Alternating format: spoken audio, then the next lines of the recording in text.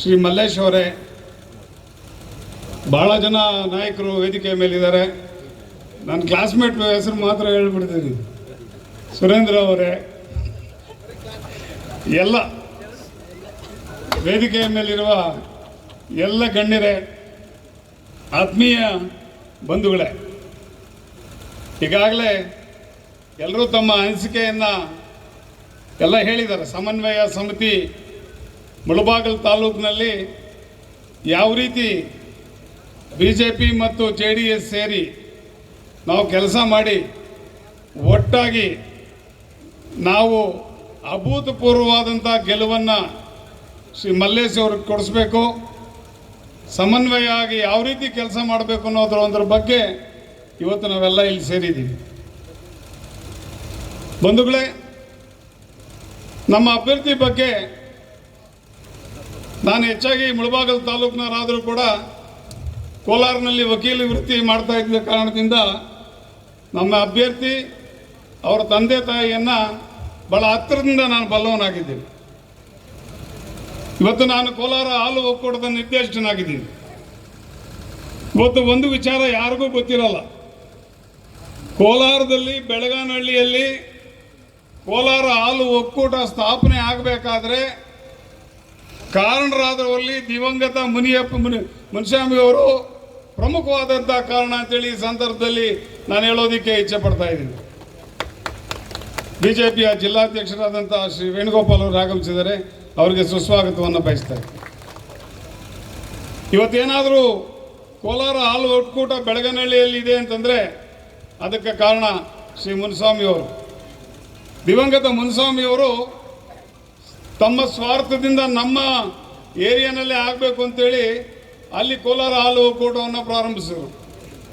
ಆ ಒಂದು ಸಂದರ್ಭದಲ್ಲಿ ಅವರು KMF MD ಆಗಿದ್ದರು. ಸಾವಿರಾರು ಜನಕ್ಕೆ ಒಂದೇ ಒಂದು ರೂಪಾಯಿ ಕೂಡ ತಗೊಳ್ಳದೆ ಕೆಲಸ ಕೊಟ್ಟಿರುವಂಥ ಒಂದು ಕೀರ್ತಿ ನಮ್ಮ ಮುನಿಸ್ವಾಮಿ ಅವರಿಗಿದೆ. ಹಾಗೆಯೇ ಕೋಲಾರ ಜಿಲ್ಲೆಯಲ್ಲಿ ಅವರು ಕೊಡ್ತಾ ಇದ್ದಕ್ಕಂಥ ಕ್ರೀಡೆಗೆ ಪ್ರೋತ್ಸಾಹ, ಯಾವುದೇ ಒಂದು ಕ್ರೀಡೆ ಆಗಲಿ ಅವರ ಪ್ರೋತ್ಸಾಹ ಸದಾ ಇದ್ದೇ ಇತ್ತು. ಮೈಸೂರು ಲ್ಯಾಂಪ್ಸ್ನ MD ಆಗಿದ್ದಾಗ ಅನೇಕ ಬಾಸ್ಕೆಟ್ಬಾಲ್ ಟೂರ್ನಮೆಂಟ್ಗಳನ್ನು ನಡೆಸಿದಂಥ ಕೀರ್ತಿ ಅವ್ರ ತಂದೆಯವರಿಗಿದೆ. ಹಾಗೆಯೇ ಅವ್ರ ತಾಯಿಯವ್ರ ಬಗ್ಗೆನೂ ಮಂಗಮ್ಮ ಮುನಿಸ್ವಾಮಿ ಅವ್ರ ಬಗ್ಗೆನೂ ತಮಗೆಲ್ಲರಿಗೂ ತಿಳಿದಂಥ ವಿಚಾರ. ಅಭ್ಯರ್ಥಿ ಭಾಳ ಒಳ್ಳೆಯ ಅಭ್ಯರ್ಥಿ. ಇಂಥ ಅಭ್ಯರ್ಥಿ ನಿಜಕ್ಕೂ ಕೂಡ ನಮ್ಗೆ ಸಿಕ್ಕಿರೋದು ನಮ್ಮ ಎರಡೂ ಪಕ್ಷದ ಒಂದು ಸುದೈವ ಅಂತ ಹೇಳಬೇಕಾಗ್ತದೆ. ಬಂಧುಗಳೇ, ಬಹಳ ಜನ ಮೊನ್ನೆ ತಾನೇ ನಮ್ಮ ಮುಳಬಾಗಿಲಲ್ಲಿ ಹೇಳ್ತಾ ಇದ್ರು, ಕಾಂಗ್ರೆಸ್ ಸ್ವಾಮಿ ಎಲ್ಲಿದೆ ನಿಮ್ಮ ಕಾಂಗ್ರೆಸ್ಸು, ಯಾವುದೋ ಅಡೆ ಪುಡೆ ಅಂತ ಹೇಳ್ಬಿಟ್ಟು ಕರ್ನಾಟಕದಲ್ಲಿ ಬಂದ್ಬಿಟ್ರಿ ನಮ್ಮಿಬ್ಬರ ಜಗಳದಲ್ಲಿ. ಈಗ ಬನ್ನಿ ನೋಡೋಣ, ನಿಮ್ಮ ತಾಕತ್ತಿದ್ರೆ ಬನ್ನಿ ನೋಡೋಣ. ನೀವು ಬರೀ 50 ದಾಟಿ ಸಾಕೀಗ. ಏನು BJP JDS ನಮ್ಮ ಒಂದು ಸಂಬಂಧ ಈಗ ಪ್ರಾರಂಭ ಆಗಿದೆ, ಇನ್ನು ಮುಂದೆ ಬನ್ನಿ ನೋಡೋಣ. ಎಲ್ಲ ಚುನಾವಣೆಗಳಲ್ಲಿ ನಿಮ್ಗಿನ್ನು ಸೋಲೆ ಗಟ್ಟಿ. ಸ್ವಾಮಿ, ನೀವೇ ಹೊಡೆದಾಡ್ಕೊಳ್ತೀರಿ, ನಮ್ಮ ಜೊತೆ ಹೊಡೆದಾಡಕ್ಕೆ ಸಮಯ ಎಲ್ಲಿದೆ? ಮುನಿಯಪ್ಪ ಅವರು ಪಾಪ ಅವರು ಒಬ್ಬ ಸಚಿವರು. ಆ ಸಚಿವರನ್ನ ಹೊಡೆದ್ರೆ ನಿಮಗೆ ಆಗಲ್ಲ. ಇನ್ನು ಯಾವ ರೀತಿ ನೀವು ಪಕ್ಷನ ಮುನ್ನಡೆಸ್ತೀರಿ? ಇನ್ನೊಬ್ಬ ಮಹಾಶಯರು ಹೇಳ್ತಾರೆ, ನಾಮಗಳು ಇನ್ನೊಂದು ಅಂತ. ನಿಮಗೆ ಶೋಭೆ ತರ್ತಕ್ಕಂಥದ್ದಲ್ಲ ಈ ಮಾತುಗಳೆಲ್ಲ. ಒಬ್ಬ ಶಾಸಕರಾಗಿದ್ದೀರಿ, ಮಾತಾಡೋದನ್ನ ನಾಲ್ಕು ಮೇಲೆ ಹಿಡಿತಾ ಇದ್ದು ಮಾತಾಡಿ. ಇವತ್ತು ನಮ್ಮ ರಾಷ್ಟ್ರೀಯ ಅಧ್ಯಕ್ಷರಾದಂಥ ದೇವೇಗೌಡರು 9 ತಿಂಗಳ ಕಾಲ ಈ ರಾಷ್ಟ್ರವನ್ನ ರಾಜ್ಯಭಾರ ಮಾಡಿದ್ರು. ಕಿಂಚಿತ್ ಇಷ್ಟು ಅವ್ರೇನಾದರೂ ಅವ್ಯವಹಾರ, ವಂಚನೆ, ಲಂಚ ಮಾಡಿದ್ರೆ ತೋರಿಸಿ ಇವತ್ತು.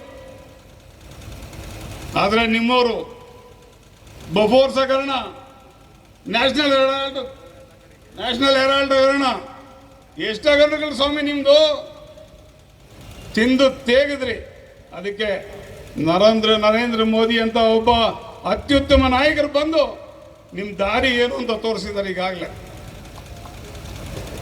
ಎಲ್ಲ ಜೈಲ್ ಪಾಲಾಗ್ತಾ ಇದ್ದೀರಿ ಒಬ್ಬೊಬ್ರೆ.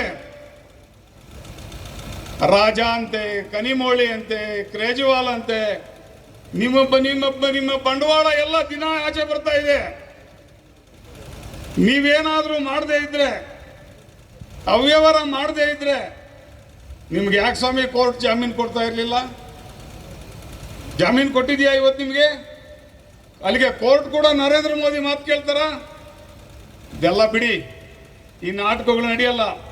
ಇವತ್ತು 9 ತಿಂಗಳ ಕಾಲ ಒಳ್ಳೆ ಅಧಿಕಾರ ನಮ್ಮ ದೇವೇಗೌಡರು ಕೊಟ್ಟಿದ್ರಿಂದಾನೇ ನಮ್ಮ ನರೇಂದ್ರ ಮೋದಿ ಅವರು ಕಾರ್ವರೆಗೂ ನಮ್ಮ ಇವ್ರನ್ನ ದೇವೇಗೌಡರನ್ನ ಕರ್ಕೊಂಡು ಬಂದ್ಬಿಡ್ತಾರೆ ಅಂತಂದ್ರೆ ಯೋಚನೆ ಮಾಡಿ.